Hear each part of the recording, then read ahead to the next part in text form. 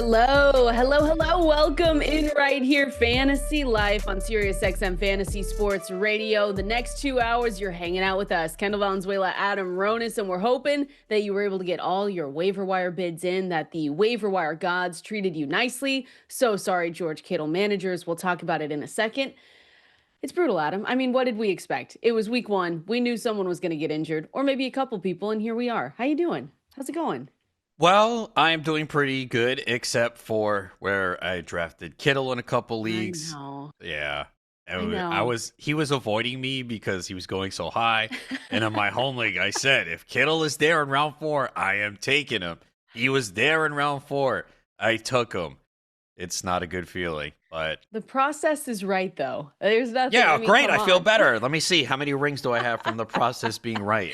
The process is right. That's my favorite line. I'm like, the Yeah. process was right. Hey, 4 weeks for No, Kittle, if someone didn't hear. yeah, Yeah, placed on IR, IR. which we kind of expected to happen. Look, once he didn't come back right away and they Yep. ruled him out quickly, you knew he was missing time, and it was a question of how much. So you got to hope that it's the minimum 4 weeks and he comes back and he's good to go. But yeah, I don't regret it because there are some people. I think when I sent out a tweet over the weekend, someone's like, oh, that's not surprising.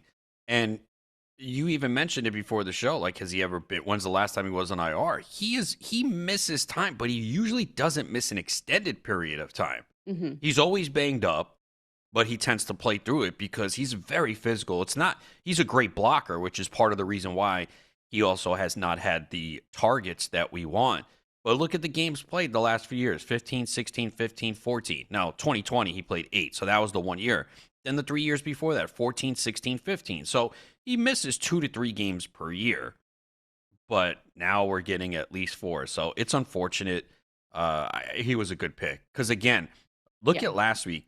Did he get injured? Was it the late first quarter or early second quarter? Do you I want to remember? say early second because he Okay, still he still was able to give us fantasy that's points, which was so look nice. at that. So let's say 14, 15 minutes, 4 targets, 4 catches, 25 yards, and a touchdown. Like, he was going to put up huge numbers in this offense with the lack of depth that they had at wide receiver. So it's just unfortunate. Sometimes that's where the luck factor comes into play. Sometimes you just get hit with a lot of injuries and you get some bad luck and you just got to weather the storm and kind of get through it. So yeah, it sucks if you have Kittle and you just gotta again, we mentioned it yesterday. The good thing is there were several options at tight end on the waiver wire Yeah. this week. Now we don't know if they're all going to work out because it's tight end, and They can't. They we can't all s- work out. One no, of they them's won't. not going to, They but won't. But you let's know. just hope that if you do have Kittle and you added someone off the waiver wire, that it at least gets you through 4 weeks, and let's hope he can return after 4 games. Yeah, I was able to pick up Harold Fannin Jr. in a couple, like we talked about yesterday. I think Jauan Johnson was kind of in people's mind the crown jewel. I saw a lot more people bidding on Jauan Johnson just for immediate impact play, and I think that makes sense based on what we've talked about. We wouldn't be shocked if, it was still a little bit of a slow roll with Harold Fannin Jr., but we like the long-term upside for him when we're talking about our redraft fantasy teams. I think other streaming tight ends, because I got this message that some people just not in those deeper formats. So I think, Zach Ertz, if you're looking for another streaming tight end, I'm looking who's he playing against this week? He had it. I mean, he had it last week. I think he's Arizona, don't they 50%. have Carolina? Oh, that'd be amazing if they No, do. not Arizona. He's in Washington. Green Bay. Yeah. Okay. Tomorrow I night. don't hate it. He finished he had 11.6 PPR points, 17.2% of the team targets. Bretton Strange, another one.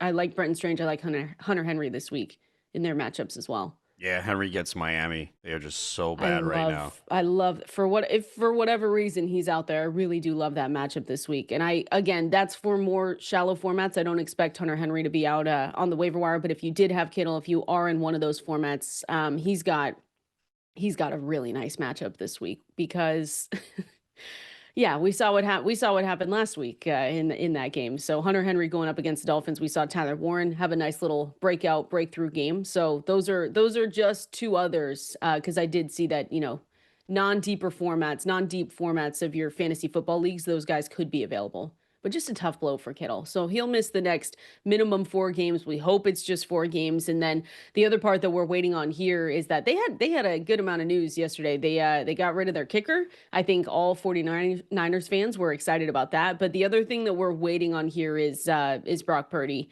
and figuring out if Brock Purdy is going to play in week 2. Can't believe again that we're here already, but we know this happens quickly. And so we're waiting to see if Purdy, it's a shoulder, it's a toe injury. If Purdy cannot play, it's going to be their veteran backup, Mac Jones, in line Who? to play. Stop. I'm not doing it. You're not getting me today. I'm locked in. No joke is going by me. I'm not saying it. Okay. I'm good to go. I'm locked in. We've seen Jones before. That's the thing, Adam. We saw him before stepping in for starting quarterback role. He appeared in 10 games, 7 starts for Trevor Lawrence in Jacksonville last season. 8-8 touchdown interception ratio in those games. So someone asked if we should be picking up Mac Jones instead of going to the waiver wire. I think I would much rather, look elsewhere. Michael Penix, if he's able to have, a healthy wide receiver room. I still think Daniel Jones is someone, even though it's a tough matchup this week, if you're thinking long term, if we get news that Purdy is going to miss more than just 1 game, I think Daniel Jones is a good option. Even Aaron Rodgers, I would consider there. I know that some people are saying that was a fluke in that game and he's never going to be able to replicate that. He still looked old. He still looked, he couldn't move that much, but he was still putting up fantasy points. So I would say I think there's better options than Mac Jones on the waiver wire, but what say you? What do you think? Yeah, and especially since we're not 100% sure yet if he's going to play. So, yeah, there's certainly more appealing options. If you're in a super flex league with Purdy, though, you might not have a choice and you might have to pick him up as insurance because we know in the super flex leagues, pretty much all the quarterbacks are rostered. I did see in one of mine, Spencer Rattler was out there in a super Hey, flex league. look at that. There's hope. Oh yeah, that's no. He played pretty well though. Yeah. Yeah. We hope he plays well for our Jauan Johnson shares now. I think that's what we have to ask for. Yeah, that's definitely one of the biggest pickups at tight end. I still have several waiver wires that haven't run though. You had a lot already same. run. I've had a few run, especially yesterday. I have really early ones and then I have late ones. So I'm sitting here hoping that as the show goes on, I get positive news throughout all my teams because I have a lot of George Kittle across the board. Yeah, I have him too. I have him in the fishbowl, so that hurts. Oh, that sucks. Yeah. Yeah, but hey, to be honest, if there's a place to have them, that's probably one of What the are you trying nicer to say? That ones. league's not important? No, Wow. it Okay, is. No, it cool. is. But we Nice. drafted in July. Oh no, you didn't draft in July, did you? I did, yeah. Oh, you Oh, you did. did Yeah. June because you did No, I did. I Vegas. did like, yeah, I was really early in Vegas, but yeah, it's just one of those things. It happens. There's good tight ends though. We'll just say it one more time. There's good tight ends out on the waiver wire, so make sure you go and check them out. And I think the other thing that we haven't said this season yet, Adam, pay attention. Waiver wire, we know you're trying to make a ton of moves there. Pay attention to who gets dropped though, because Yes. sometimes people are just a little bit too eager. They overreact to week 1. We have overreaction Monday for a reason. You guys can call in. We'll talk about it, but sometimes people just drop the wrong guys. Either they're not paying attention, they're really not looking at the utilization, anything like that. So this is also an important day. If your waivers have already run, go check out who is dropped. And if they haven't run yet, make sure you just set a timer, set some time aside today to look at who was dropped because there's been a lot of times, Adam, where I've picked someone up that someone has dropped and just said, I actually have room for him on my bench. I like the long-term upside, and it's worked out sometimes. So just pay attention. No, it is true, especially in week 1, because you're probably getting the same questions. I'm getting some absurd questions just based on week 1. It's so insane how people will construct a draft strategy. All right, this is what I believe in, and see one game, which again, week 1 to me, it's essentially the preseason still. You saw a lot of rust, a lot of bad performances, a lot of bad fantasy performances, and a lot of it is just not going to continue. Yet people will go out there and just make these rash decisions. I'm not saying you can't pick up some of these players because we know we can see some of them are going to have staying power all year, but just go back and remember last year and look at some of the week 1 pickups and the money that's spent, and not even just last year, over the last 5 to 10 years, the leagues you play in, and you realize how much money people waste on week 1 just because someone had a really good game. And we know that a lot of times it's an outlier and it's not going to continue. yet people make these decisions, and you will see some players that you're surprised on the waiver wire. And to me, too, this is not a good week one for the waiver wire. No, This has got it's to pretty bad. this has got to be the worst week one ever for the running back position. If you're in a deeper format, like if you play in a league with 20 roster spots, there's absolutely nothing at running back on the waiver wire. Yep. And I would think even with 16 roster spots, there's not much either. Oh, there's not. It's hopes and dreams. I hope that this guy, like people are bidding on Kenneth Gainwell. You know that it's bleak out there. Good It's luck. just Yeah. Good luck it with is, and I that. I understand. Listen, I get it, but yeah, it's a bad week on the waiver wire, which always stinks because usually week one is the more important week. You know, we get answers. We say, oh, okay, maybe this guy's going to play a role. What do I like to say? It can't get worse, but I'm sure it can, Adam. So I don't want to say that for the waiver wire. But yeah, just pay attention. Pay attention to guys dropped. I saw one this morning. And again, these are smaller teams. I know that, but I got one from a vet this morning that said someone dropped Dak. Should I go pick him up? I've got Purdy. And I'm like, yes. Yeah. Yeah, absolutely. Just yes. Yeah, I got some type of question where they were like, hey, Dak's my quarterback. I'm worried. Should I go get this guy? And look, Dak Prescott played very well last week against Philly. If you're just looking at the box score, it doesn't show it because he had 188 passing yards, no touchdowns, no interceptions. But if you watch that game, again, Philadelphia, their defense is not as good as it was last year, but it's still solid. And yes, they lost Jalen Carter, which was a big factor in the game. Yeah. But he played well considering it was his first game back after the extended absence from the injury. He didn't play in the preseason. He played well, and they get a much easier matchup this week. Not easier, but better matchup at home Better. against the Giants. So, yeah, I'm not worried about Dak. That team is going to they looked better than anyone thought, right? I think most Oh, people for would sure. say that they played well. And A lot Dak of made people some thought really that good. would be a blowout. Yeah, they It did. I wouldn't even mean, be it close. was Yeah. one of the highest lines of the week, especially after the Parsons deal. So, yeah, Dak played well, and there were drops. Obviously, if a couple more passes were caught by Lamb, who knows? Javonte Williams had like 2 short touchdowns to take away. So, yeah, I'm not worried about Dak. I think, despite the lack of fantasy numbers, and trust me, I know I started Dak in a few leagues, I did too. and it was bad, but you got to feel more encouraged after watching that game.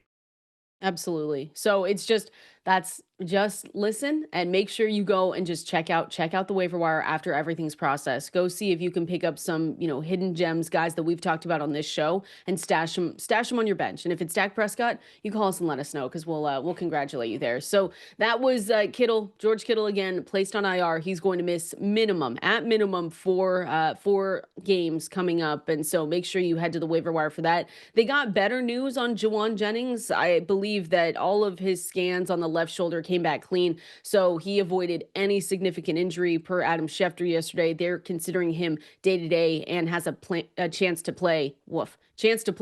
On Sunday, going into that game. So again, you put him down your rankings though, but it's nice that he didn't suffer any crucial injury. Yeah, they finally got some good news in what has Yeah. been just terrible news for them, but it does not mean he'll be good to go this week.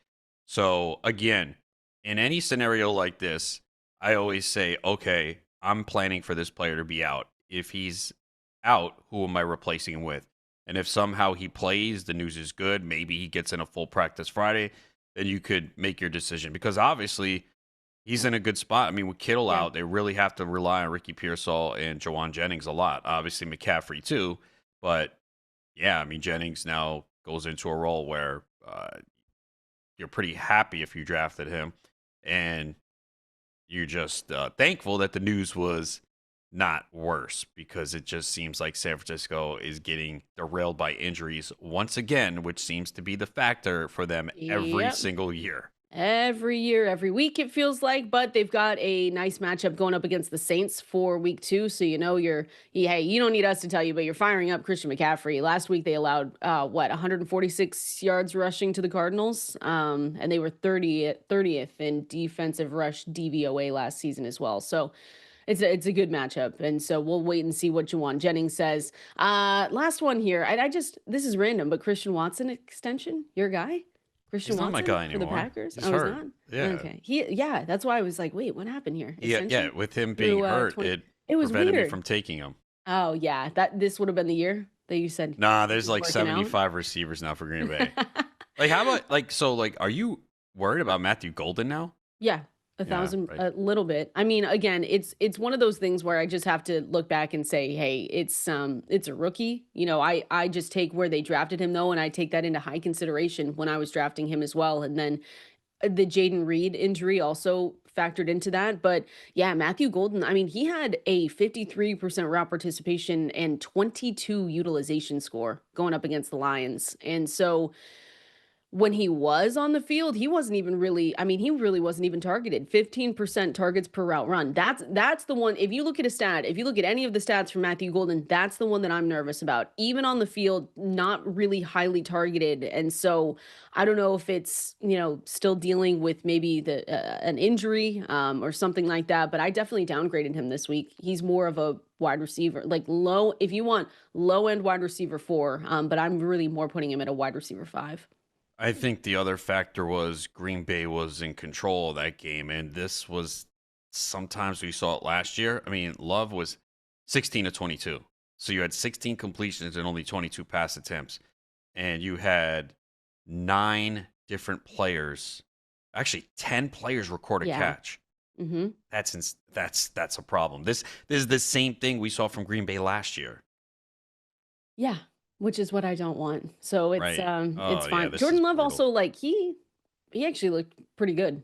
Pretty solid in that game too. Well, I they mean were in control the whole yeah. way. More than a third of his throws were over 15 yards, which is something we like to see there. 72.7% completion percentage. The passer rating was good against the Lions, 128.6. So it's just their wide receivers. Listen, if I can't get Golden, please just give us some Tucker Craft. That's all I need. Yeah, I And need he Tucker was, Craft. yeah. Yeah, that's the one guy I have multiple shares of on this team.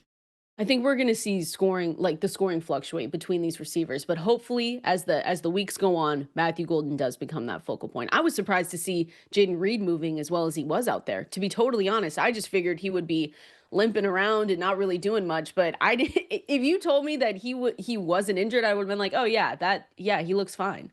That was kind of surprising. I was too. And now I wonder though, with this foot injury on a short week with Green Bay playing tomorrow, that's going to be interesting. Yeah, where do I have him? Where should I have him in my rankings? It's tough to rank I've any of these guys too high. I've got him at 49. And if 49, I could see myself moving him maybe closer to 45, 40, wide receiver, 49, maybe 45, 44 Yeah, so as you're the day saying goes on. basically in most instances you're not starting them. I guess the tricky part is if you have Drake London and some Green Bay receivers, what are you doing? And I Yeah, want them to take the questionable tag off him too. off of Reed. well, I know. my I know. guess is he's I just playing, like it. but I just like to know. at least you'll know early. The problem with Drake London this week, that game is Sunday night. So if that's a game time decision, that's going to be a problem. Now you do have 2 Monday night games, Yeah, that's but what I it was going to just say. but it limits your options. So you could have Drake London and no one on Monday night. For sure. Buccaneers, Texans, and then Chargers, Raiders for the doubleheader. The late doubleheader. 7 p.m. Get ready, everyone. 7 p.m. Pacific time. Oh 10 my p.m. Eastern. goodness, it's so late. I Are you know, going to it's stay up tough. for that game? I might miss the first hour of the show the next day. I'm just gonna let you know. Yeah. Yeah, just take a break. No, I'll be up. I'll be watching. Don't worry. I'll have my Folgers next morning. But yeah, that was the latest news that we saw since our last show. We're going to continue monitoring everything across the NFL for news and information you need to know. And we're going to talk with the one and only Matthew Berry, get his thoughts on week 1, see what his predictions are for week 2, some of his favorite players as well. We're going to go through it coming up next. All right. Appreciate everyone hanging out with us. We're going to get Matthew Berry here in a little bit. I've got some worries that I need to ask him about. I'm a little bit worried about some players, Adam. More specifically, Isiah Pacheco is another one, too. Yeah, I agree on that. I did take him in one league as my RB2, and it does not feel good right now because we heard a lot of talk in the offseason about how they've been impressed with him and he worked on his body and looked good. A lot of positive quotes from Andy Reid. And then I just looked at what Kansas City did, and I'm like, okay, they really haven't done anything this year. You know, Yeah. Elijah Mitchell, okay, cool. We know he gets hurt all the time. Kareem Hunt, obviously, just not explosive at all. And then Brashard Smith, the 7th-round pick. So I was like, okay, they believe in Pacheco. And after week 1, I don't know about that. Yeah, it's brutal. I'm just hoping that maybe at best he is not going to look like a lead guy in a basically a committee, but we're going to find out. So we're going to be talking with Matthew Berry here in a little bit. I think some of my other rookie worries more specifically because we've gotten a lot of questions on that, but you know what, we've got Matthew. So let's talk with Matthew right now. Matthew, welcome in. How's it going? Going pretty good, Kendall and Adam. How's it going with you Good. guys? It's good. Good. We're a little worried about some things from week 1, but that's why we get to talk to you and get all of your advice, and you can calm us down a little bit. We were just talking back and forth about Isiah Pacheco and where we were kind of at with Isiah Pacheco and our stands after week 1. Again, we don't want to overreact, Matthew, but I said at best that he looked like maybe a lead guy barely a lead in a basically committee with that backfield. What was your take on his usage for week 1? I completely agree. Listen, I think one of, if not the most useful article in fantasy football, week in, week out, is Dwayne McFarland's utilization report, which is on fantasylife.com. It's free. Go check it out. Tell me I'm wrong. Feel free to tag me on social media if you think I'm wrong. But go read Dwayne's article. Talks about all the utilization, including the Kansas City running backs. And look, it's not ideal. Honestly, I mean, I thought the whole Chiefs offense did not look good against the Chargers. To be honest with you, I thought Kareem Hunt had sort of hit a wall. Didn't look super explosive, but there he is, getting short yardage work, getting goal-to-go work. And I agree with you, Kendall and Adam. It appears to be a committee in Kansas City and not one that you're super excited about. If there's a positive that you can sort of hang your hat on, I'm grasping at straws here. But if there's a positive you can hang your hat on, is that if you listen to the game broadcast on Thursday night, the plan was to have Xavier Worthy early and often. He was kind of going to be the focal point of the game plan. And obviously he gets hurt, a few plays in. I only have Xavier Worthy like on 80% of my team, so no big deal. Like, not upsetting at all. But the point is they suddenly had to pivot immediately, and so it was a little bit of just sort of trying to, figure it out on the fly in Brazil on a Friday night, first game of the season. And so they've had extra time. They're home this week.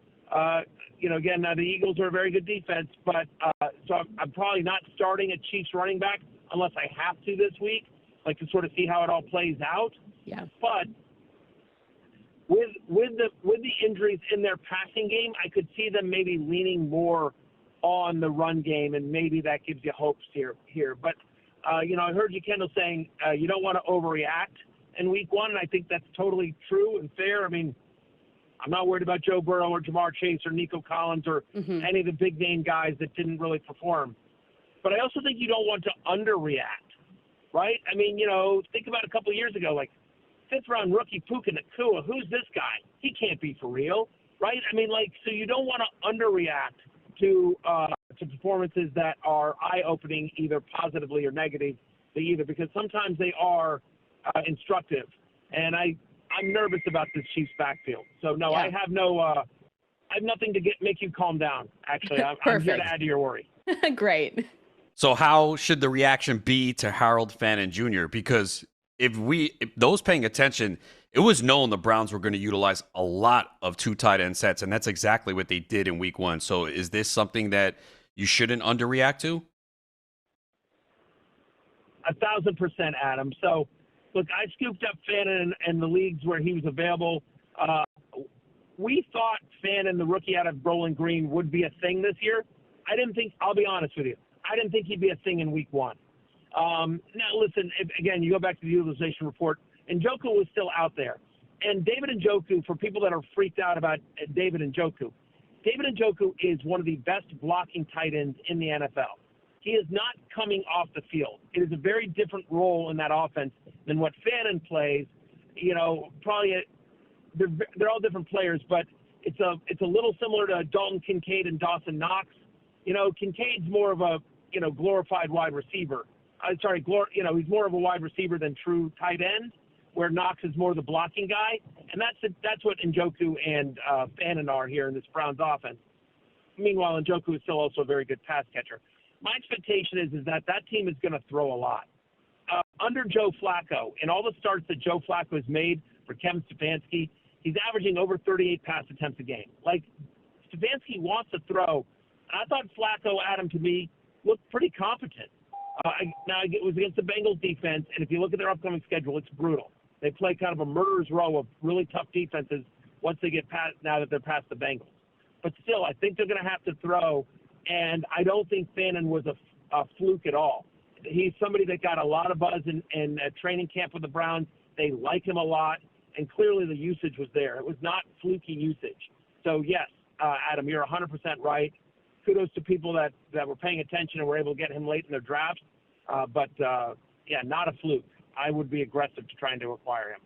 That's why people go to fantasylife.com, Matthew. It's just we've got great advice over there. So we can't say enough good things. We're not biased at all, but we're talking with Matthew Berry here. I like this overreact, underreact. So I'm going to keep going. Are we concerned at all about the Denver Broncos and more specifically RJ Harvey? Because seeing Tyler Beatty's name getting written up in the utilization report from Dwayne McFarland and getting him involved in the passing game kind of stung a little probably for RJ Harvey managers, as I am one myself. So we know he's a rookie. We know that obviously you're going to take some time and have patience with him, but it wasn't a great start that we thought with the Denver Broncos there. Yeah, thank God for that 50-yard run or whatever it is he had, right? Because that sort of salvaged his day and also showed you, and more importantly, showed Sean Payton the explosiveness he brings to this offense on a day in which not much right was working for the Denver offense. They didn't look great. Tennessee hung in there much longer than they should have. And it's only thanks to Broncos defense that I think they escaped that game with a win. But the Harvey, this also, Adam, to your point about paying attention to preseason, this shouldn't be a shock. RJ Harvey had issues coming out of college in pass protection. He was more of a, I'm trying to think of the right way to phrase it, but like we talked about this throughout on my show at least. On Fantasy Football Happy Hour on Peacock and YouTube and wherever you get your podcast. We talked about the fact that J.K. Dobbins was by far the better draft day value, that he was going 2 to 3 rounds later than R.J. Harvey, and he was going to be the starter. It's for the Sean Payton offense unless you can block. And so on Sunday, but until he gets up to speed, until Payton and Bo Nix are comfortable with him and all facets of their offense, not just like, hey, we know he's got this explosiveness, and we can try to use him to get him in space. But until he's comfortable in all facets, I think his role is going to be limited. Sean Payton has, throughout his career, used multiple running backs. He has many, many seasons where he has multiple running backs touch the ball at least 100 times, both in New Orleans and in Denver. And so, I don't know that we're rushing out to grab Tyler Beatty, but I was not surprised by this. I have very little R.J. Harvey this year because of this. I have a decent amount of J.K. Dobbins because I felt like he was a value. So, I don't think this was not a surprise to me. And I do think at least for the first half of the year, at least for the first, 4 or 5 weeks of season, this is what your expectations for R.J. Harvey should be. He's in a committee, and he's going to need big plays to pay off because I think when they get in close, it's going to either be Bo Nix or J.K. Dobbins. Okay. Speaking of committee, it's not what you wanted to see in Seattle with Kenneth Walker and Zach Charbonnet. Charbonnet playing 59% of the snaps, only 41% for Walker. Do you think this is going to continue? It's just going to be a split, or you think they're trying to ease Walker in due to that foot injury? I think it's a little bit of both. Again, this sounds like I'm victory lapping, and make no mistake, I certainly got some stuff wrong. But you guys, and I'm pulling the curtain back. I don't do any prep with Kendall or Adam. It's true. Our beloved producer, Matt Swing. I don't do any prep. It's literally just, can Kendall and Adam call you at 10:25? Sure. Right? But this is also, so I'm just being honest, right? You guys could bring up stuff and I'd be like, yeah, that one I swung and missed. I screwed the pooch on that call.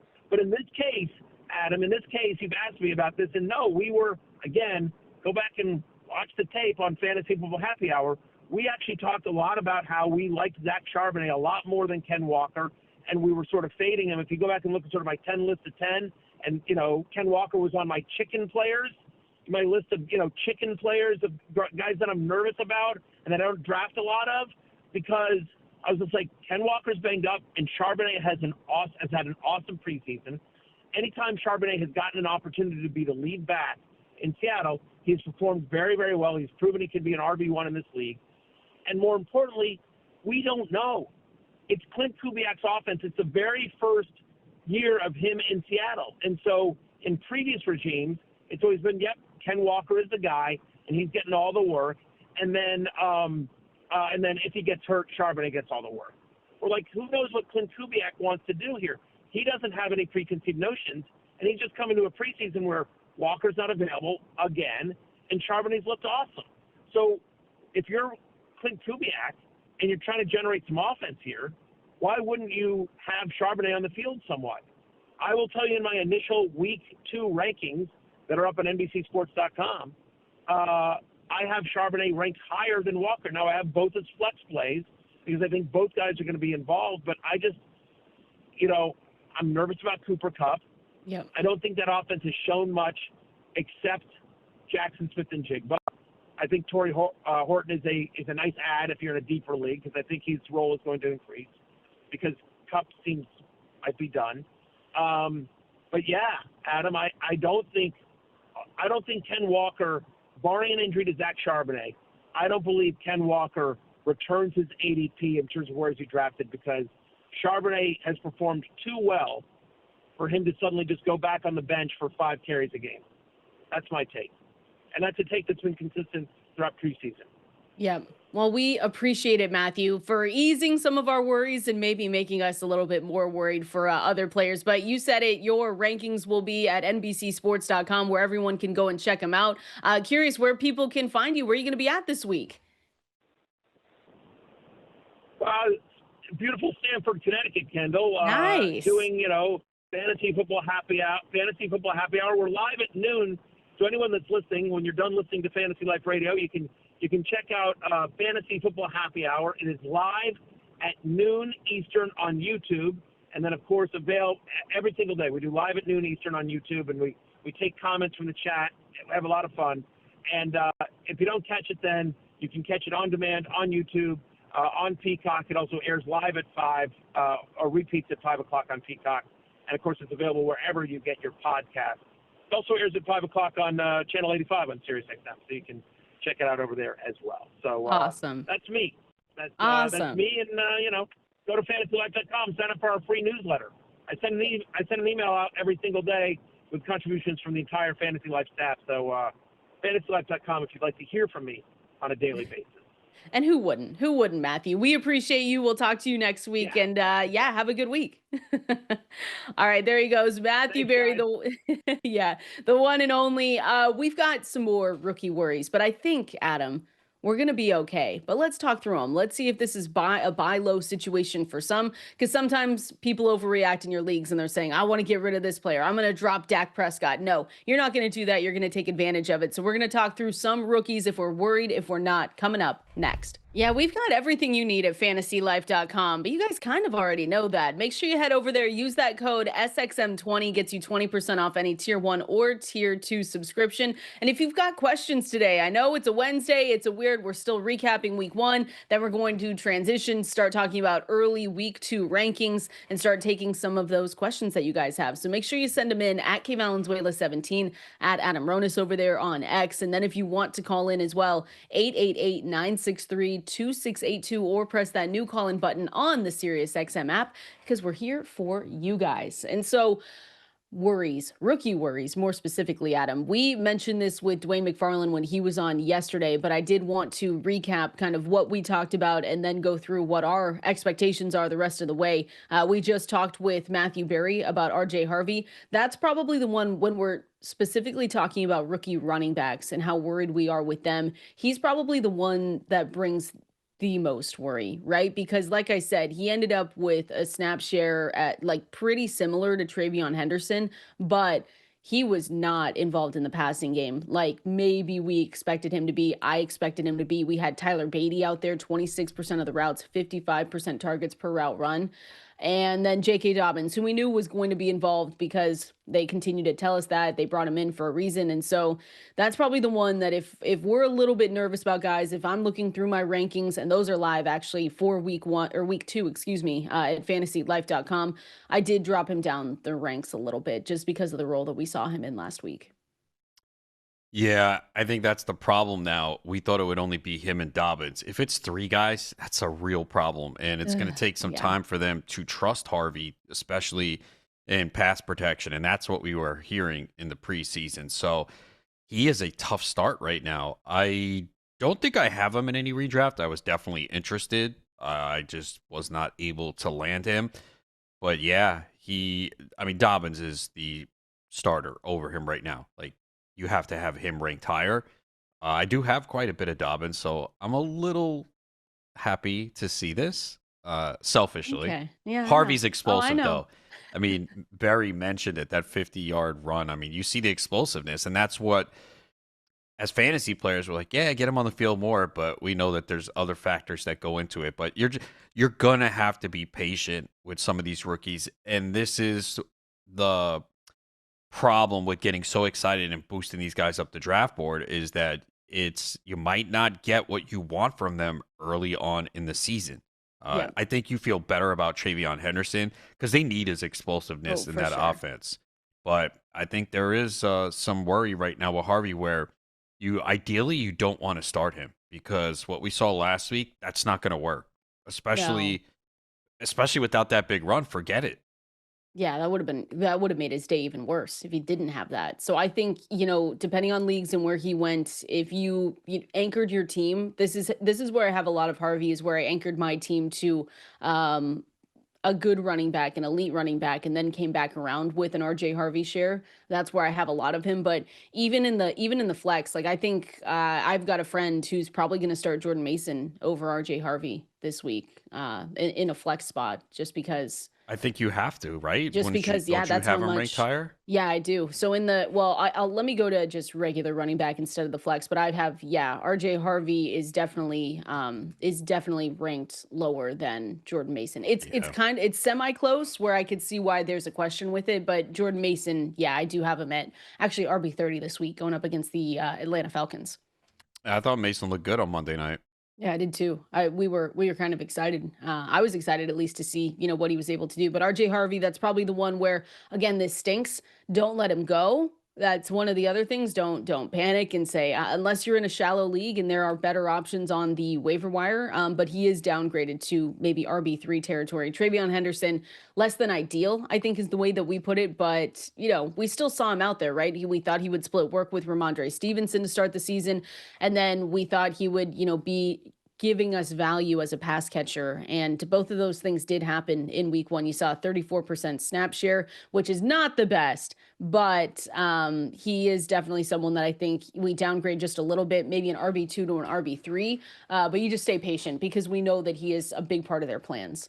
Yeah, I'm not worried. We know that this is going to change, and he's just more explosive, and they need that in this offense. So, yeah, Stevenson's still there, but I think we all believe that it's going to shift in the favor of Henderson going forward. It might not be immediately, and that's not ideal if you drafted Henderson in round 3, because that's where he was going over the He last was couple weeks. from Dwayne McFarland and Ian Hartitz alone. They probably pushed his value up to the 3rd round for sure.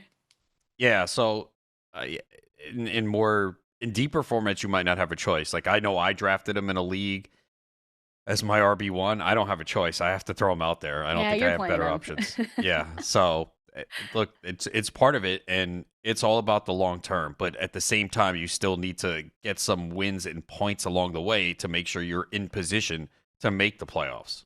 Yeah, absolutely. Omarion Hampton, guess what? We're not freaking out about Omarion Hampton either. And I can just loop in Ashton Jeanty with these two as well. It's just, Hampton had 81% of the snaps and an 83% rush share. If you look at the utilization report is live, fantasylife.com. Those are the numbers that matter. I know you'll look at the box score, and if you do, it's just going to be like, this wasn't the best, but he is still the mid-range RB2 that you drafted him to be. And Ashton Jeanty, you're not trading Ashton Jeanty. If you can, I'd buy low on probably every single one of these guys, maybe holding out on Harvey. If someone really is freaking out already, it's week 2 and they're saying, yeah, I don't want to deal with this. Ashton Jeanty as well. I know people were upset, 2 yards per carry, but it was in line. Bijan Robinson had 2 yards per carry. Chase Brown, David Montgomery, Bucky Irving was at 2.6 for week 1. So both of those guys, it's very much don't worry, buy low if you can.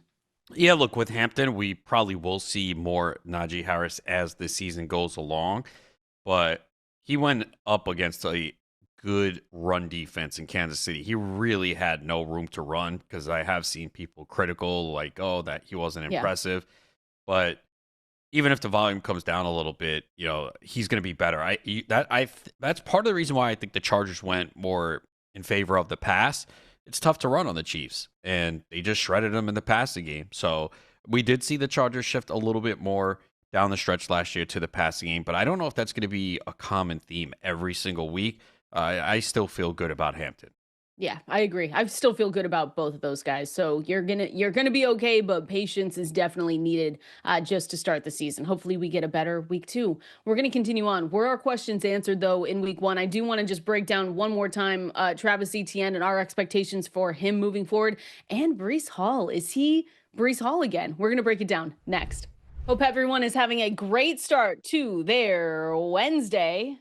Ooh, yep, Wednesday. That's how long it took me to open my calendar app, Adam. I know it's not Thursday because we've got games that we've got a game that we would be talking about right now, but hopefully everyone's having a great start to their Wednesday. Make sure you're calling us in here. We are here to help in anything for fantasy football. 888-963-2682, or you can press that new call-in button on the Sirius XM app. You can find us over there on X as well, at Valenzuela 17, at Adam Ronis.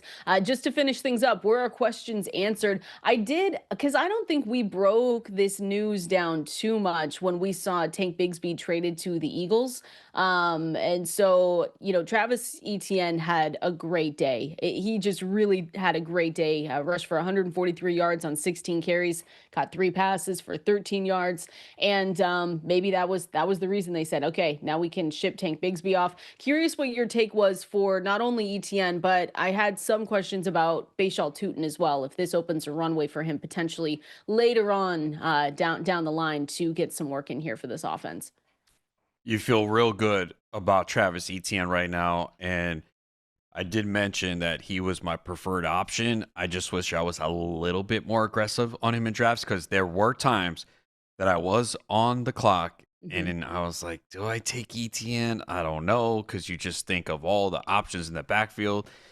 But I did get him enough that I feel good. And there were drafts he was going, most drafts round 9. So it really worked out for you. My whole thing was he was really good 2 years ago. Last year, he was hurt. He was playing through injury, and he was terrible. You could look at all those underlying numbers. They were atrocious last year. The only trepidation I had was Tutin was a guy that this coaching staff drafted. So they really had no allegiance to Etienne or Bigsby. So that was the lone concern. And you did even see Quinton Allen. I think he was the second running back in the game, too. So, yeah, it bodes well for Etienne and Tutin, too. I mean, Tutin would be the next guy up, so I would hold him. And for Bigsby, it's probably a cut. They're talking about, too, that they picked him up for kick returns as well. Yeah. I know Will Shipley does have this rib injury. They haven't revealed any details of how long he's going to be out, right? Because I do have Shipley in a few teams, and I want to try and figure out if I should hold on or not. No, they haven't said anything. I just know that when they traded for when they went and got Tank Bigsby, that they said it had nothing to do with the Shipley injuries. But how much do we believe that? Yeah, exactly. So maybe the Shipley ribs are worse than we think. So I think in some formats, though, if you have to pick someone up, that Tank Bigsby is droppable. if we're Yeah, talking I about do too. droppable players. Yeah. Yeah, it's And just one that of those things you don't want and to that was wait. pretty because all those running backs were going in a similar range, like Hmm. not rounds 9 to 11. So, Yep. and there were people who took stance saying, "Hey, Bigsby's the guy." So, that really and again, losing your 10th, 11th round pick is not the biggest deal in the world. A lot of those guys flop anyway, but if you took Bigsby over Etienne, I didn't really see that though. I think it was Etienne off the board pretty much first in every I draft, think so right? too. Yeah, for Yeah, the I most think it part. was Etienne. And Bashal Tuden. I was talking with Pete yesterday for LGTV, and it was kind of interesting because he was doing, Pete. He sometimes, does the tinfoil hat, the galaxy brain, but he still likes Bashal Tuten because he knows that the Liam Cohen led offense. This is the same thing that happened with Bucky Irving and Rashad White. And so, not to say that Bashal Tuten's going to be that next guy, but it was interesting hearing that perspective that maybe later on, just like we saw with Liam Cohen in that Bucs-led backfield for the running backs last season, that maybe that change happens too. But if Etienne's playing as well as he is, it's going to be a little bit difficult. Yeah, it just means Tootin is a bench stash for now. Yeah, absolutely. All right, we want to hear from you guys. Make sure you're calling us in with your questions. We're going to the Fantasy Life water cooler, talking through the news and notes that you need to know. Coming up next. It is time for that Fantasy Life water cooler, going through all the news and notes throughout the NFL that you might have missed here because we are going to keep you up to date. FantasyLife.com also is going to keep you up to date and give you all the information you need to dominate going into week 2. We've got, again, the waiver wire article from yours truly there, 100% free. We've got everything from the utilization report from Dwayne McFarland to droppable players, Friedman's favorites, and all the tools that you need to continue winning as well. So make sure you head over there, fantasylife.com. Use that code SXM20, gets you 20% off tier 1 or tier 2, your choice over there. And then make sure you're calling in 888-963-2682 or press that new call in button on the Sirius XM app because we want to hear from you guys. We want to know your questions at Valenzuela17, at Adam Ronis over there on X if you have them. And we'll try and get through as many as we can today. So you just said this one in the break. It looks like Quinshon Judkins, the report is that he is not at the Browns facility today and will not practice per head coach Kevin Stefanski. If he's not practicing today, I would assume that you're probably not going to be able to start him week 2. I don't know if that's going out on a limb, but I just couldn't imagine him going Thursday, Friday, and then playing Saturday and then playing Sunday. I also don't see how he's going to play a big role for a few weeks. He hasn't been in training camp at all. I know. I know. Like It's like they're trying to tell us that he's going to be, I don't know. Samson is like so far ahead of him. Samson looked good too. He made some really good receptions as well. So it is a tougher matchup this week, though. They're going up against Baltimore, and the Ravens coming off that brutal loss. Yeah, they're gonna. Sorry, Browns. They're gonna probably take it out on you.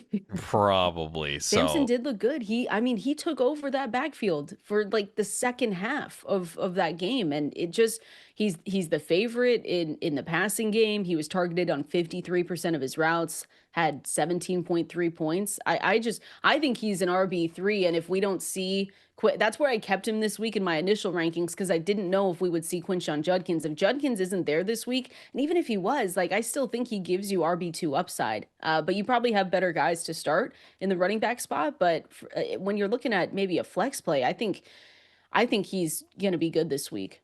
Yeah, I drafted Samson in quite a few leagues. I didn't start him anywhere last week, so sucks seeing those points on the bench. But it was tough to start him, not knowing exactly what the role would be.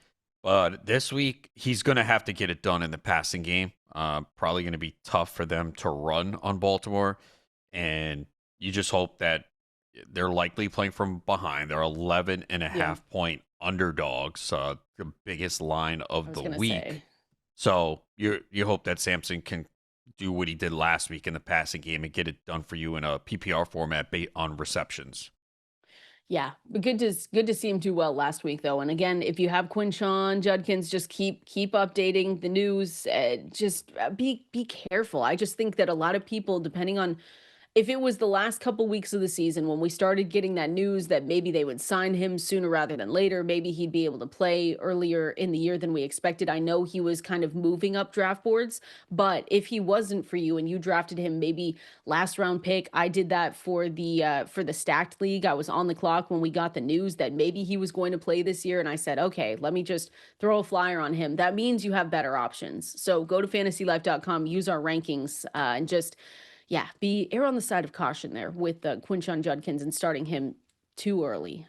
Continuing on here, and again, fantasylife.com. I also want to recommend signing up for the newsletter. Fantasylife.com, 100% free in your inbox 7 days a week. Can we talk Breece Hall? Speaking of guys that looked good, I mean, there were questions. Hey, is this going to be a committee? They told us that maybe they're going to just try and use every running back that they have. Braylon Allen, his stock was rising in the offseason, but I don't know. He just looked good. It just felt like, okay, backfield by committee approach all off season, and then I don't know. I was happy to see how he played in this game.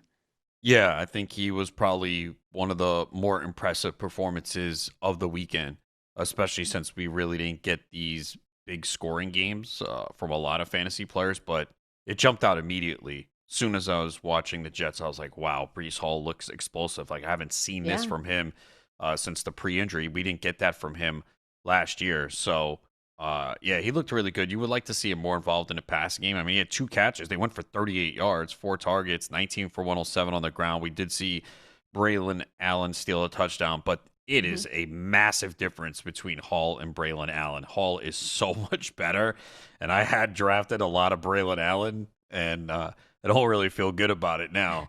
But they were saying they were going to use all these backs. Oh, yeah. That's what they were telling us. But I don't see how you can't make this mostly Breece Hall. If you want to win games, and the Jets offense was impressive. You know, there was a lot of more creativity than we've seen from recent Jets teams. So, I mean, look, Breece Hall, 19 carries. Braylon Allen only had 6. Isaiah Davis, 2. Now we know Fields is going to run. He had 12. But that's what we expect from the Jets, right? 39 rushing attempts, 22 pass attempts. That's what's crazy. This game was basically a shootout going back and forth. And the Jets still ran the ball 39 times and passed 22 times. If that doesn't tell you what the Jets want to do this year, I don't know how to break it down to you. It's good for us. They're at home against the Buffalo Bills this week on Sunday, the early morning slate of games here. Early morning for me, early afternoon for you. But 10 a.m. for kickoff. It's That's amazing, weird. Adam. It's so elite. No, I did it. Still be sleeping, but I was there. West Coast. I was there 3 years in a row in Vegas, and for NFL Sunday Week 1, and I just couldn't get used to it. Getting up so early, answering questions for people. Yeah, I was like, "This is the brutal." best. No, You get breakfast. You have games. Then the later slate comes on in the afternoon. You've got kickoff for the Island game at 5:15. You still have the evening. Right? What are you doing in the evening? You're going to bed. So what do you need it for evening for? I get the show sheet ready. I take my time. I say, wow, maybe make a cup of tea. Yeah, it's great. Nah, I prefer the East Coast. I don't mind it ending 11:30. Yeah, I don't mind it, even if there's a weather delay. I don't care. Yeah, great. Yeah, that sounds great. Just being tired every day, pass. I lived there for 10 months in Cincinnati, Ohio. Shout out. You didn't like it? It was great. No, I actually loved Cincy as a. No, as I'm a saying kid. you didn't like the East Coast schedule for football Sunday? Oh my gosh, no, it was sickening. I don't even think I watched baseball while I was there because that's a late start too. Oh my Couldn't goodness. do it. You've always been like this morning I've always person been and hated night? Mm-hmm. See, I've been a night owl my whole life. Even when I did the morning show at 6 a.m., I still went to bed like 2, 3 a.m. Yeah, I don't know. no. I don't know how I'm still alive. I wouldn't be able to function. No, absolutely not. So it's just nice. Come back out here. You need to come to California anyway. I know. I've never been there. One of these years. Yeah. Years. Months. One of these months. Years. What are we doing here? But just to wrap up the Breece Hall conversation, he looked really good. It was the 19 attempts, 107 yards, 2 catches for 38 yards, which is the one thing that we hope gets a little bit better. We know that when Justin Fields is out there, if he's thriving on the ground, then that obviously kind of keeps Breece Hall back a little bit, but it was what you wanted to see if you were, and you probably got him later in drafts. There He were was falling. there You were were people who happy. got him in round 5 Yep, leading up to the and season. that Like looks he really smart. really good right now. I mean, that could be Mhm. if that's your RB2, you're feeling great. It could be your RB3. I'm looking at my home league draft. He Uh-oh. went he went the 9th pick of round 2 Oh, to a Jets fan who came oh back the my next round and gosh. took Garrett Wilson. Hey, he's I mean, feeling it good looks week good one. after week 1. He's laughing at me because he's 2-0. We do double headers, I was but gonna yeah, it's say. just like you just get some wild picks. I was like, wow, I Breece love Hall round that. 2. He's been going in round 5. I'm 0-1 in my the league that I've had the longest, that I tell you every time, the hardest draft I do with my college friends. I'm just like, oh my Isn't it gosh. crazy how like we are on top of everything, and then when we get in these home leagues, they're tough. And I've talked to other people in the industry too, and they always say the same thing. Yeah, like my home league, I just can't win. And Yep. like I'm good every year, and I wind up like losing in the playoffs a lot. Yep. Yep. No, same. It's the same. I lost week 1 and I was just like, yeah, no, that makes sense. I had Dak, I had T Higgins, I had Pickens. It was just, oh my gosh. Well, we And I'm off live to a and we good learn. start with Kittle and Drake London. Yeah. Hopefully we get good news on London. He was at least day to day. That was the last update we had on him. I And know. if I really he's hope he plays, but and if he's not, I do think it's a conversation for later in the week, obviously, but I do think we have to reevaluate our Penix streamer picks. well, If yeah, if against he's not good to Minnesota yeah, if and he's not Brian good to go, Flores, and if he imagine he has no London or Mooney. you know what that It means? sounds like Mooney could be back this week, though. Means it's Kyle Pitts season. I can't believe it. Yeah, let's go. I've yet to. I have my initial rankings and I couldn't do it. Everyone else has him inside the top 10, and I have him at 12 so You far. gotta stop being a hater. Like, I'm what did not Kyle a hater. Pitts do to you? I'm waiting for the Drake London news. That's what I'm doing. I'm not gonna because I Okay, think he stays so at 12. even if London plays, you don't think he's top 10? No, I think he's 12. 12. Okay. Let me see. I do think he's 12. I think there's some good tight end matchups this week. And I have So him at 12. That's do you have fine. Njoku and Fannin both in the top 12? I have Njoku. No. I have Okay. Njoku at 9. I have Dallas Goedert at 10. Really? Yes, going up against KC. That's the one that I think could change. Like, I could see myself changing that one. Who's So 11? I did see Goddard say that with this new offense that he was going to be more involved, and we saw Jalen Mhm. Hurts going a lot over the middle. I mean, again, part of that might have been Dallas doing a good job taking away the outside receivers. AJ Brown clearly not 100%. I mean, he just didn't Yeah. seem like he was going full throttle. So, I mean, Goddard, I've always said that Goddard needs one of those receivers to be injured to have a good week. And essentially, AJ Brown played through an injury. I think we all kind of believe that. And it's not like Goddard's still only 44 yards on 7 receptions. In a PPR, you'll take it. You'll always take 11.4 Absolutely. out of your tight end.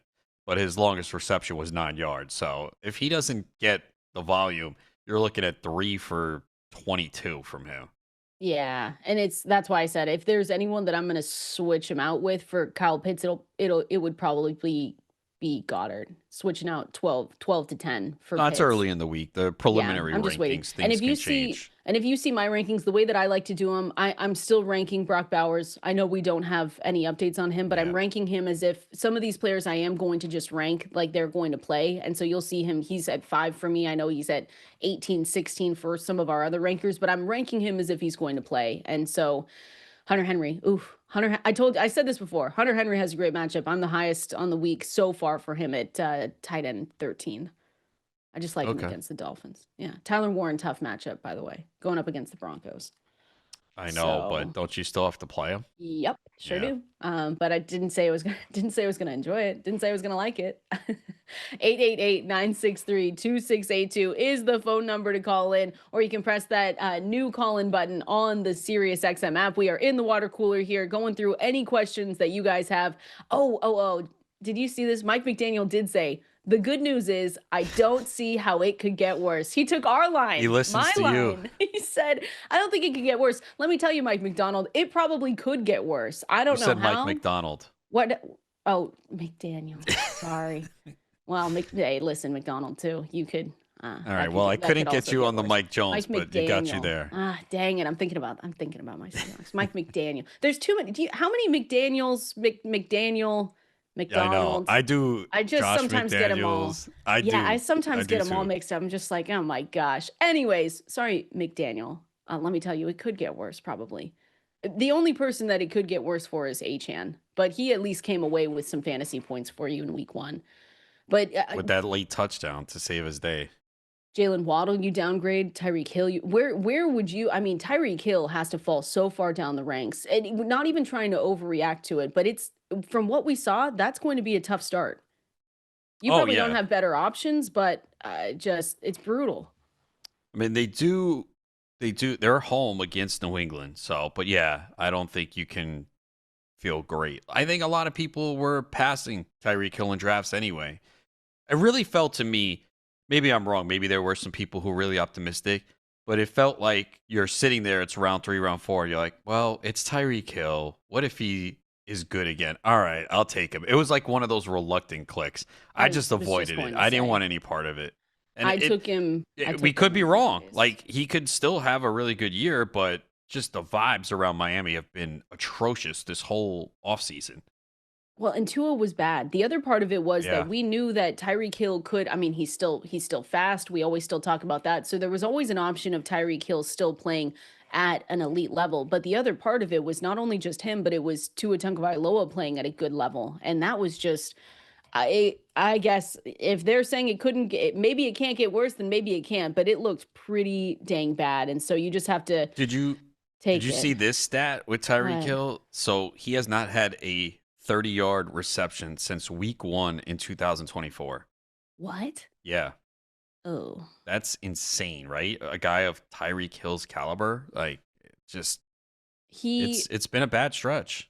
He rested in the 4th quarter. You need better quarterback play. The targets were there. And I know that's something that no one wants to hear, right? It's not something that I want to hear. I took him in the 3rd round in 1 draft because you're right. I was sitting there and it was one of the high stakes leagues. And I said, I need a receiver here. He fell a little bit. And I said, well, I don't want to fall behind. I like him more than jumping to the next tier of guys, but he had 27% targets per route run, 50% of the reps from the slot. So it's there. You just need and hope that better quarterback play is on the horizon. Yeah, and look, maybe they're home. They're home this week. Like, they have to show something this week against New England. What's the spread on that? Miami is actually favored by 1.5. So I mean, they're at home. They play better at home. Maybe we could say that. They do. Especially, I think September also. Because we'll just have to wait and see. Plus they have that visiting sideline directly in the sun, and they're more in the shade. Oh, that's right. Yeah. That's right. I wonder what the weather is. Is it still hot over there? 86. It's showing 86 for Sunday. Should we go to the game? Let's go. Yeah. I wonder what their food options are at the Hard Rock Stadium. Oh, I figured that's where you were going. That's a cool stadium. All right. Phone lines. Adam said no, but I'm going to say yes. We should go out to the phone lines. I heard you. I heard you just now. Let's go out to Clayton in Pittsburgh. Clayton, what do you got for us? What's up, guys? Classic PPR here on ESPN. I've got a couple of start-sit questions for you. Yeah. I've got Justin Fields or Bo Nix with one single quarterback league, and then I've got George Pickens or David Montgomery in the flex.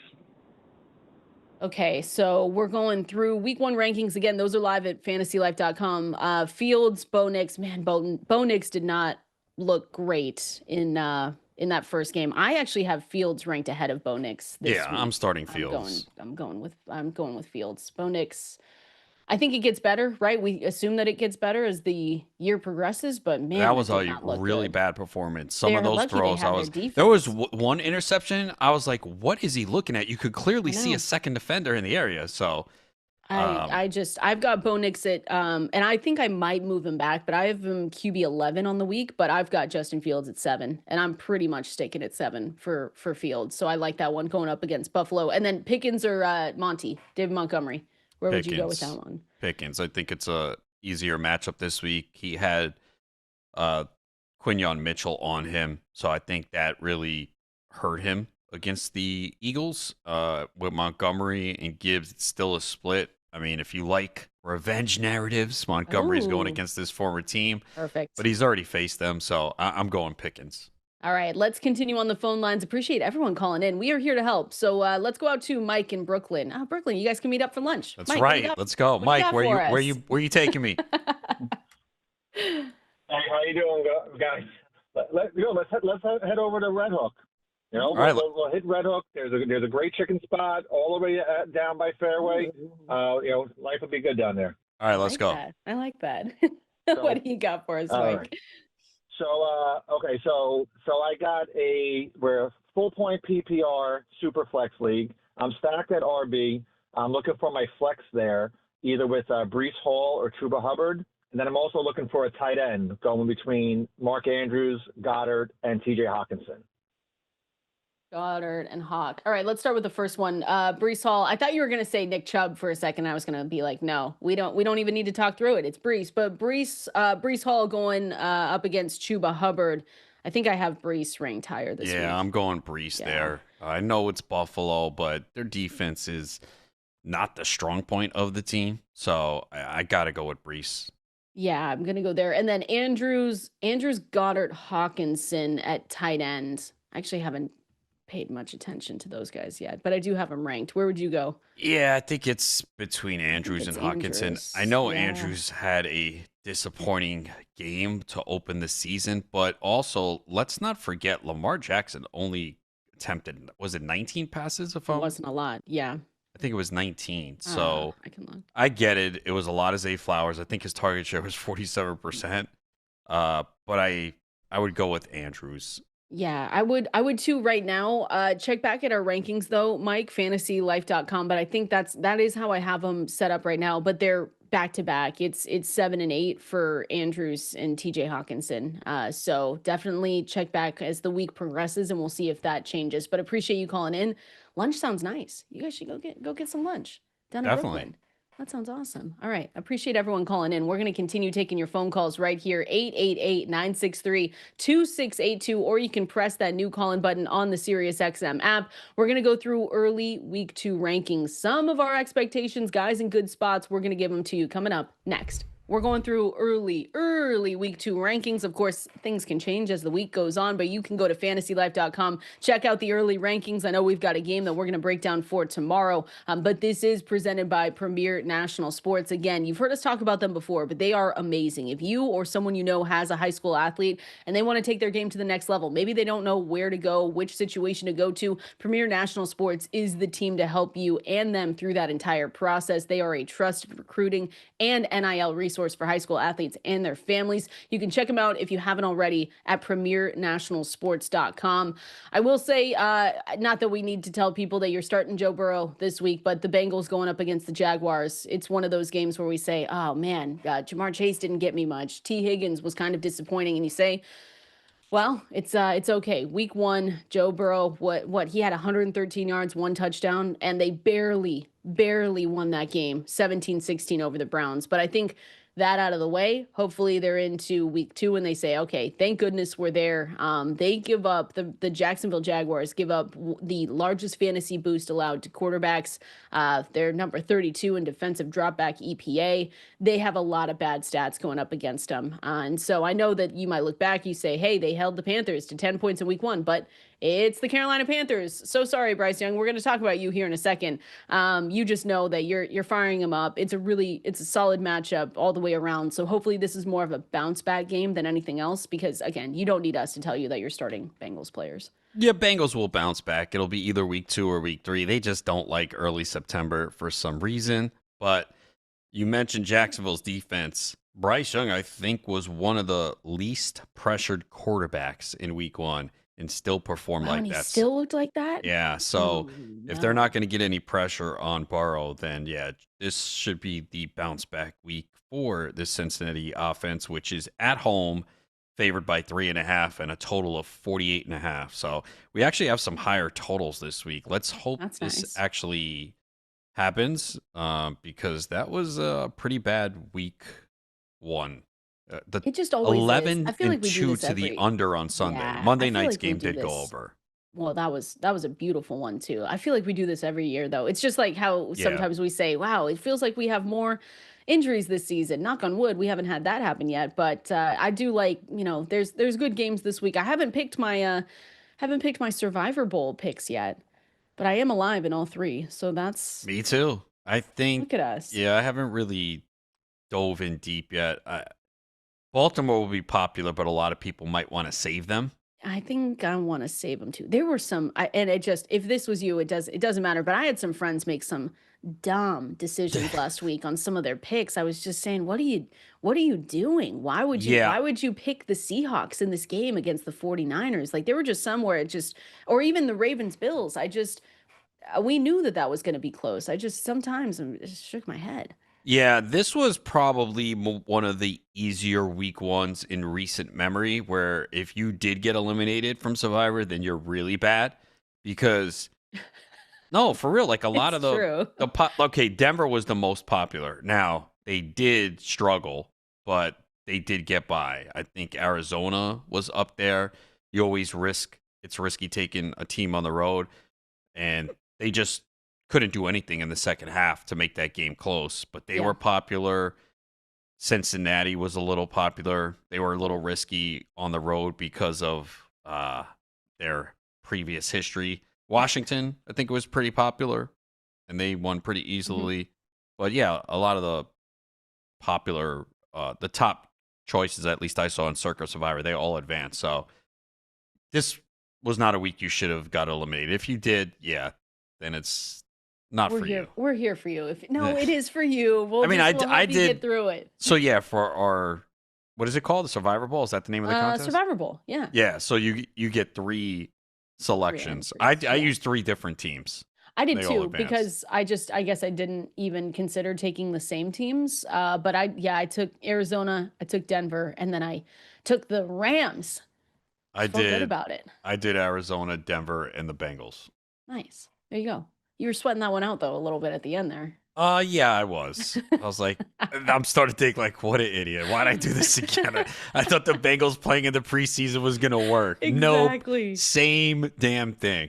Oh my gosh. Javonte Williams going up against the he's playing for the Cowboys, going up against the Giants here. Hey, credit where credit's due. Javonte Williams was putting up fantasy points for you. I have him in one league, and he was definitely on my bench for this one because my expectations were and kind of still are a little bit lower than what we got from him. But Javonte Williams was a pleasant surprise here. It was one of those things where he actually had an impressive utilization score, 82, 20.4 fantasy points. And so it's just one of those things where I think he's in the mix for RB2 going forward if you have him. I'm just curious if you think that this is going to, if this is going to continue on. Jaden Blue has dealt with injuries throughout the preseason, and he wasn't active. So if that continues too, that could push Javonte Williams to just continue what he's doing for the next few weeks. So you mentioned he's in the RB2 territory, and it's kind of by default because when you look at some of the other running backs behind that you're going to rank behind them, they're splitting time in the backfield. So I don't think Blue's playing this week. I saw some comments. What's going on? They said they need to see more. No, they said they need to see more consistency out of him. So I don't know what's going on in practice, but it sounded like he was not going to be active again this week. So if it's going to be Javonte and Miles Sanders, who looked as slow as Kendall and got caught from behind and fumbled. I wouldn't have fumbled there. I might have scored. Yeah, I'll give you that. But Javonte, if he's going to get this massive workload, then he's going to have opportunities to finish off drives with a touchdown like he did against the Eagles. But I will say this though, like I don't know, I really wasn't impressed with him. The Jalen Carter injury certainly was a big factor. It's not like he had this massive game. Like people were acting like, oh, Javonte Williams, I'm like, guy had 54 yards rushing on 15 carries. And then fell into the end zone. Yeah. Twice. He had a couple of one set up by a pass interference. His longest rush was 11 yards. Mm-hmm. Only 2 catches for 10 yards. I thought you might see more there. But yeah, it's really volume. I mean, he had 17 touches, and I don't see why that would have continued. They only gave 4 to Sanders, and Sanders had 1 target, lost 3 yards. Sanders looks awful, which is why I think they need to get Blue in there. But again, that was comments I saw, I think it was yesterday. The indication was Blue was not going to be active this week. I saw those same ones. That could change.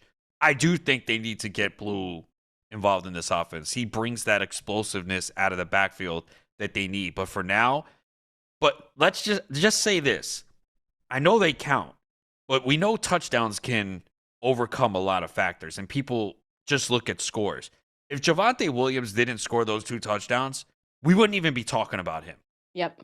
That's true. It's true. But I think because, like you said, because it looks like maybe they won't have Jaden Blue. And I think a lot of teams don't have a player up to Jalen Carter's like standards caliber, right? So you look at that, and hey, your offensive line too. I think they had the number 3 run blocking grade, 72.2 over at PFF. So that also helped. I mean, if that's going to continue, then yeah, I'm again, it's like you said, it's a little bit by default, and I'm not trying to bring down Javonte Williams. Just it's always that we want to be cautious when guys have 2 touchdowns like that and saying, okay, is it going to happen again? We had the same conversation for Emeka Egbuka. We hope it happens. No, Egbuka is going to continue. That I know. No, all right. Kidding. So sorry, Egbuka is going to continue. My bad. But he's going to score 3 this week. Oh, are you going to put that on a bet? Maybe I will. Let me see what those odds are. Post that then, and we'll see it. But yeah, Javonte still good though. I have him RB25 right now, and I think I need to move him up. I think I need to move him ahead of Kenneth Walker. Oh yeah, I think you have to. I know it hurts. And I know. I think if we had this discussion 2 weeks ago, and I would have told you like no chance, but. That looks like a split right now. I think where I'm drawing the line is I've got DeAndre Swift at RB21, and I don't think I can rank him ahead of DeAndre Swift going up against the Detroit Lions. Revenge game. Yeah, that's what I'm saying. I can't do it. But I think I can move him ahead of Kenneth Walker. I think I can move him ahead of David Montgomery. TreVeyon Henderson, probably. So maybe I move him up 3 spots when we get off the radio here. Yeah, look, he's a volume play right now in an offense too that is a pretty good matchup this week too at home against the Giants. I think the Cowboys are going to be a popular survivor pick this week. Let's go Quinshon Judkins, by the way. Just another report here from Ian Rappaport that I want to make sure we get to is in New York City today, meeting with the NFL as part of its investigation under the personal conduct policy. So we said in the first hour that he wasn't at practice, he wasn't practicing. And so now we kind of know why. Well, then Ian Rappaport just tweeted this. The plan is for Judkins to practice tomorrow and Friday and determine his availability for Sunday at that point. I can't even they're tweeting so much. I had it open and everything. Okay, that was. And then also apparently Judkins will be meeting me for lunch in New York City today. Oh, good. You buying? Oh no, Judkins has he just more got money he just got his contract. Yeah, you're right. Well, you're meeting our caller as well. Yeah, you're just gonna go meet in Brooklyn. That's perfect. We've changed plans. We're gonna meet in New York City. Okay, got it. I'm hungry. Now that you say that. But again, or early rankings, fantasylife.com. I don't know why you scared me with the Emeka Egbuka thing when you yelled. I was like, I had to make sure you're awake. I'm awake for sure now. Okay. You get scared so easily. I mean, the producers play stuff. You get scared. I don't know. My headphones are it's pretty loud in here. So whatever. Fantasylife.com. That's where that one freaks me out. The Fly, don't do it. It's one of those weeks. But fantasylife.com, our early week 1 or week 2, rankings are over there and live. They'll be updated throughout the days as we go on and into week 2. But that was presented again by Premier National Sports. You can help a rising high school athlete take their game to the next level from you or someone you know with personalized recruiting strategies and NIL education. They are trusted for high school athletes and their families. Make sure you go check them out, premiernationalsports.com. We're going to continue on here, and we're going to go through, this one will be fun. I want to do go hard or go home, but see if players are able to actually do well in week 2. We have to talk about Bryce Young, if they're going to continue playing well or if they're going to go home. We're going to do that, presented by Mike's Hard here, coming up next. Kendall, Valenzuela, Adam Ronis with you right here on Fantasy Life. Love hanging out with you guys here today. Appreciate everyone being with us. make sure you go to fantasylife.com, use those new updated rankings for week 2, check out the utilization report. Everything is there. If you can't get through on the phone lines, if you're unable to send us a message over there on X at KValenzuela17 at Adam Ronis, just head on over there. We've got a great start sit tool. We've got a great waiver wire tool, everything that you need. And then you can use that code SXM20, 20% off at checkout. If you've been thinking about tier 1 or tier 2, now is definitely the time to go and do that. We're going to go through go hard or go home here, Adam. This is presented by the bold flavors of Mike's Hard Lemonade, the official drink for those who go hard for their fantasy leagues.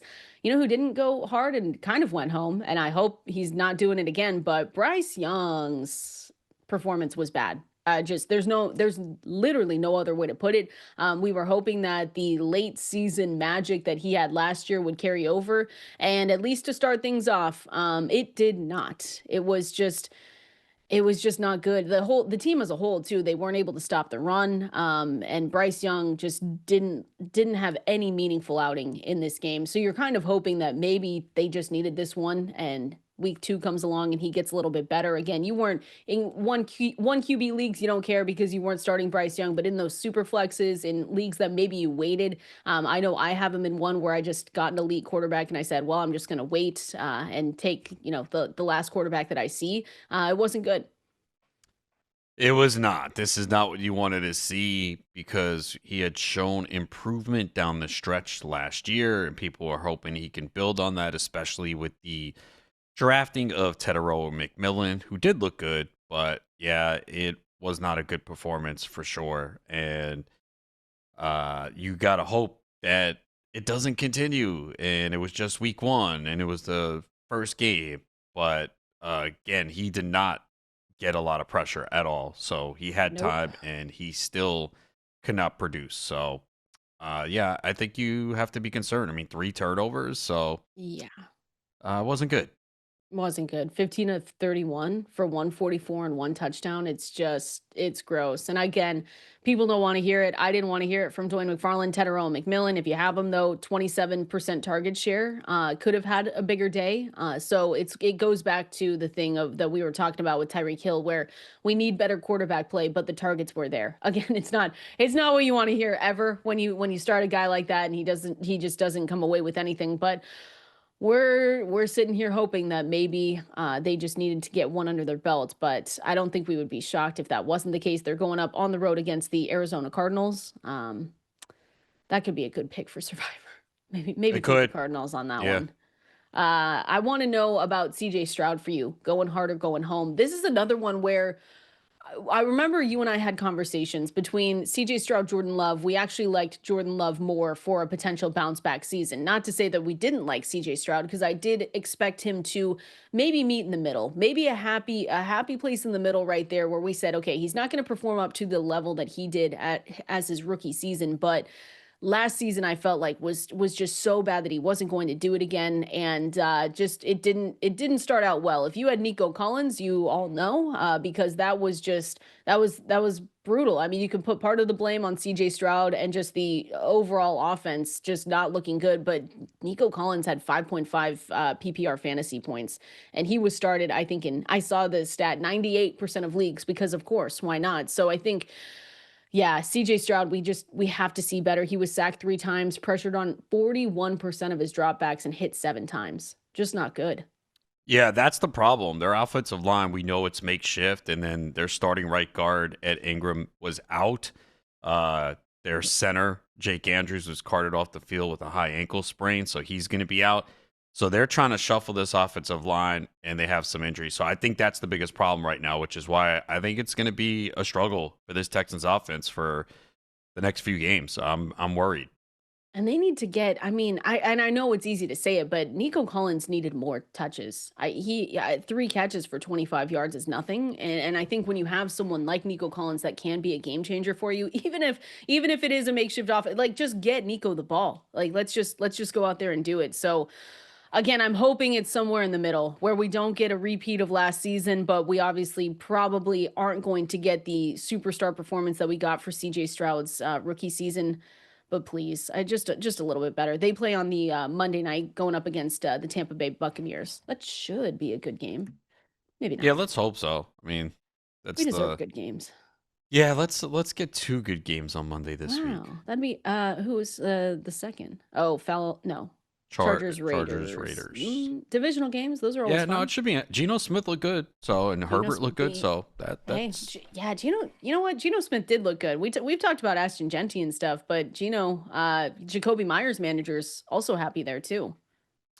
for sure. Because he might have maybe in the last week after demanding the trade, maybe he dropped just a little bit, not much. So Yeah, he's yeah. been very consistent. He had a really good year last year, and certainly off to a good start. And if Brock Bowers is out,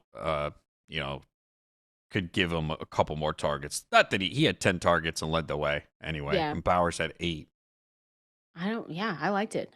Jacoby Myers, someone that feels like he's getting into the Tyler Lockett range where during draft season, where just a little bit overlooked, not a sexy name ever, but he is able to produce for you. And he was able to do that, led the team with, I'm seeing a 30% target share, 86 utilization score, and then 17.7 fantasy points in week 1. So he definitely offers wide receiver 1 upside, especially if we see that Bowers is out. I haven't seen an update on him. We should start getting those coming down today. We'll see who's practicing tomorrow, more especially, and then Friday, of course. But I have good news here. Tell Drake me. London and Darnell Mooney will practice today. Yes. According there to we Raheem go. Morris. Oh, thank goodness. I That really need is- Drake London to play. It was going to be so brutal. That's great news. And Michael, I said this before the beginning, but if your waivers still haven't run, I know we've talked about Daniel Jones. I think he's the better long-term answer if you need streamer help, if you're streaming quarterbacks. But Michael Penix, if he gets both of those guys there, and yes, I will mention that he has Kyle Pitts, but he threw for 298 yards and a touchdown, and he showed life on the ground. He had a 9% scramble rate and designed rush attempt. So he was pretty good for fantasy. You have to like him as an option this week if he does have both of those weapons there. Yeah, especially maybe if you have Brock Purdy and you're looking for a replacement. But would you rather pick up Jones if you have Purdy, or would you rather just because again, I think long-term Jones could be a good guy, but would you rather Penix then in this case? Yeah, I think I'd go Penix. All right. It is Minnesota, though. That defense is tough. I'm gonna say it's not easy. That's Yeah. for sure. All right, good news. Look at that, good news on a Wednesday, because we say the vibes are always so good. I'm gonna look through some. I want to see them practice first, though. I don't trust coaches. Okay, They'll say, yes, you have they're trust practicing issues. today, and then the I report will know, come out. I They didn't practice. Like, I'm what gonna happened? trust him. I'm gonna trust him immediately. That always gets me in trouble. So we'll see how they look at practice day. I'm gonna go through some of the questions that we got over on X at Valenzuela 17 at Adam Ronis over there if you want to send some in. But that again was Go Hard or Go Home, presented here by Mike's Hard Lemonade, because playing it safe is how you end up watching playoffs from the couch, and we're not going to do that here. So that was presented by Mike's Hard Lemonade. Going to continue on answering some of your questions and going through early week 2 rankings coming up next. Let's go out to the phone lines. Appreciate everyone being patient with us here. Let's go out to Kevin in Ohio. Kevin, what do you got for us? Well, thanks for taking my call.